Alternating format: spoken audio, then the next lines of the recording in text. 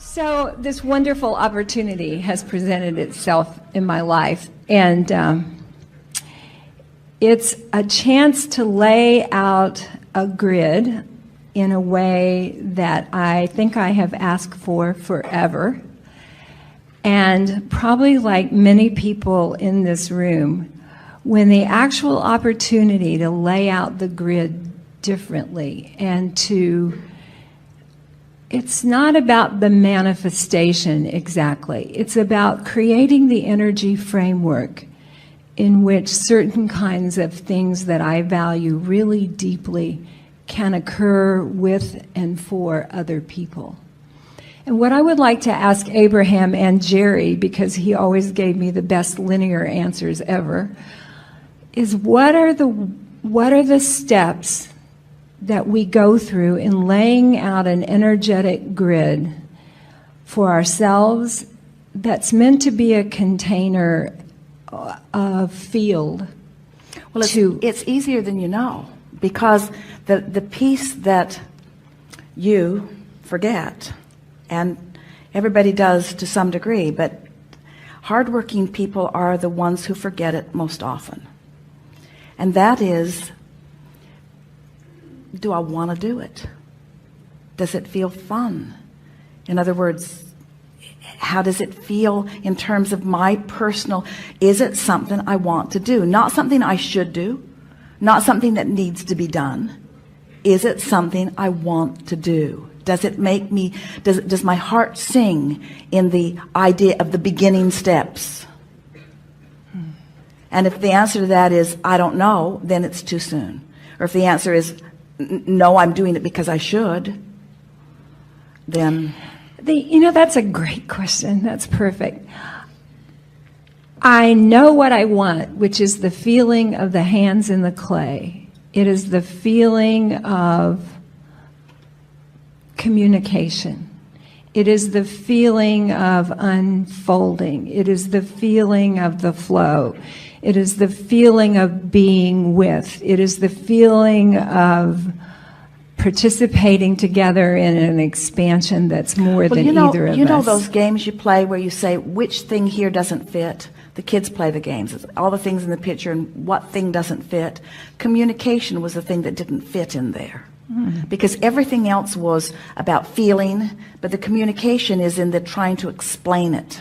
Not necessarily. When I think about communication, that's not what I think about. I think about partnership. I think about receiver and transmitter. I think about transaction. You didn't mean words?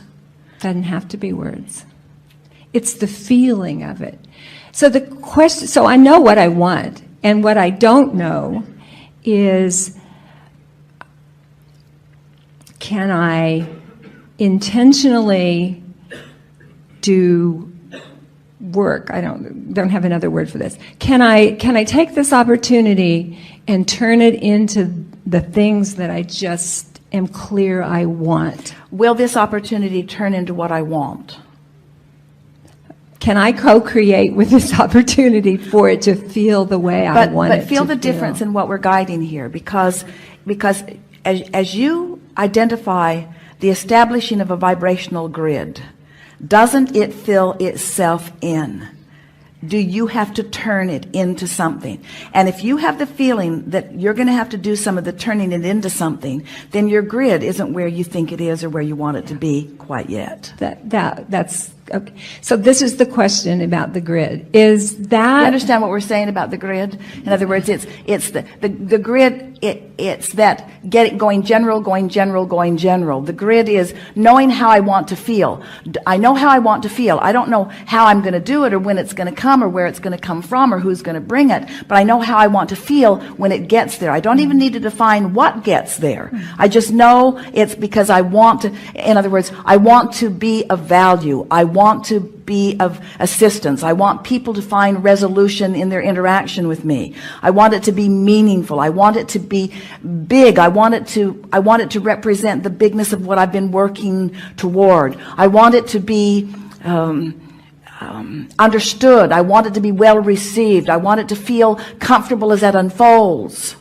Those are feelings, and they are general, and that's the grid. And so when you use anything that you can to stimulate those feelings within you, rather than trying to work on the project or even identify if this opportunity is the right one, just feel around that and keep amplifying within yourself how you want to feel, then the unfolding occurs and you recognize it when it comes. It's the difference between allowing it and banging it into place. That's perfect. That's absolutely perfect. So, oh, wow. That's hard for a hardworking person to let go of. Really hard. Really hard. And there are those who would say it's your ego is the problem. But we're talking about your focus being, but it's this is the subtle difference that we're all reaching to define. And it's that if you believe that you are a creator and that the way you create is by achieving a vibration that law of attraction responds to, then shouldn't every effort that you offer, hardworking person that you are, or shouldn't the majority of the effort that you offer be about producing the emotion or the feeling and trusting that the rest will fill in, because it will. This is the cart before the horse, or the horse before the cart thing that we talk about with most people. Most people say, I want to feel a certain way, and I think that avenue will get me there. So they focus on that avenue, and then they get sidetracked. Where if they would focus on how they want to feel, a myriad of avenues would show themselves to them to get there. There is not an opportunity. There are opportunities everywhere around us. So I want to ask this question about aging.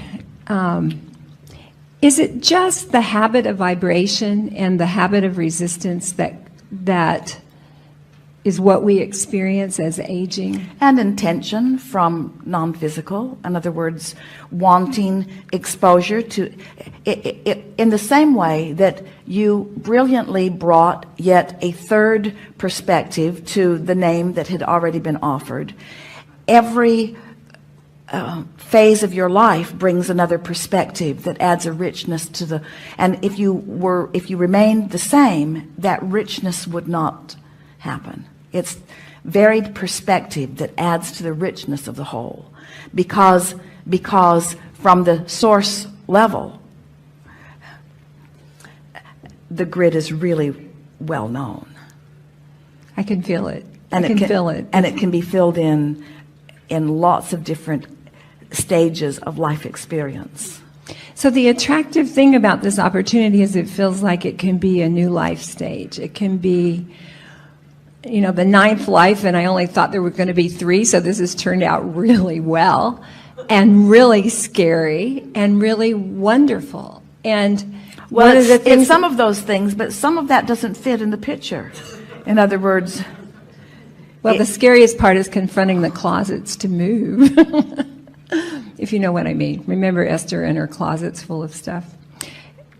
It has the feeling of excitement that I take as an indicator of, yeah, it's a good thing to do. It has the feeling of openness. We have said to people at less evolved places in the creative discussion,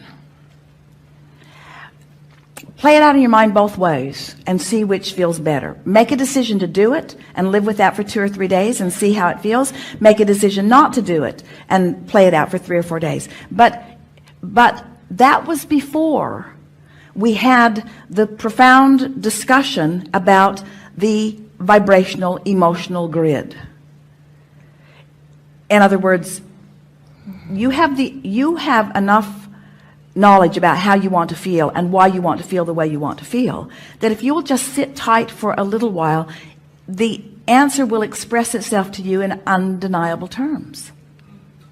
And anytime you feel like you need to figure it out, you're pushing something. And what you're always pushing, you're pushing the action part, the deciding part, rather than ramping up or shoring up the vibrational part. So we're not talking about a long period of time. We're just saying focus upon how you want to feel and why you want to feel that way. What are the best feeling parts of it? And just live with them and practice them and resonate with them and get them dominant in your vibration, and then watch the universe fill in the details that in their absence make you feel afraid. In their presence, you will feel sure and determined.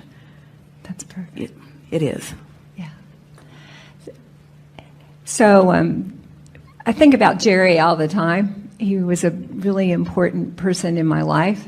I didn't know him that well, but so powerful that lots of times, not as often as Esther, but I get the Jerry perspective on something so clearly, with a level of laughter that I never really heard him do except occasionally. But I'm just here to say he's having a really good time right now. Best ever. He said to Esther was sitting and looking at the chair where he sat, feeling sorry for herself that he was not sitting there. And he said, I'm really having a good time. I'm really having a good time. I'm really having a good time. I'm really having a good time. He's really having a good time.